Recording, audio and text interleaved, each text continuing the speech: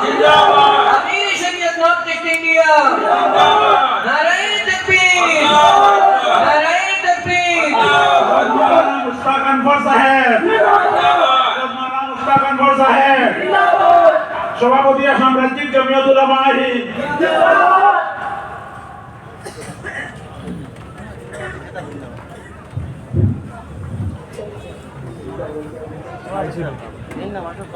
ये कार्यसूची आगे बढ़ाना আমি এখন অনুরোধ করিয়া নগাঁও কলেজের প্রফেসর হযরত মাওলানা আব্দুল বাতিন সাহেবরে আপনি অতি কম সময়ের ভিতরে আপনার মূল্যবান বক্তব্য পেশ করেন। বিসমিল্লাহির রহমানির রহিম নাহমাদু ওয়া নুসাল্লি আলা রাসূলিল কারীম আম্মা বা'দ হযরত আজকের জলসার মহামান্য সভাপতি সাহেব এইমাত্র উপস্থিত মেহমান আসাম জমিয়তের সভাপতি মুস্তাক আলহাজ মুস্তাক আনভার সাহেব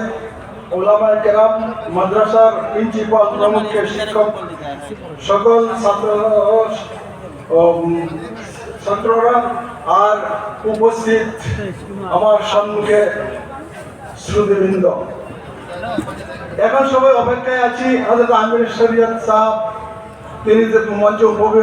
অভিবেশন করবেন তেনার চেহারা মুবারক আমরা দর্শন করব তার অপেক্ষায় আছি। তার আগে কিছু কথা বলতেছি মাদ্রাসা সম্পর্কে বলতে কিছু আপনারা আমরা শুনেছি মাগরিবের আগ পর্যন্ত। এখন দু একটি কথা বলে আমি শেষ করব। তবে মাদ্রাসা আমরা যদি ইতিহাস দেখি পূর্বের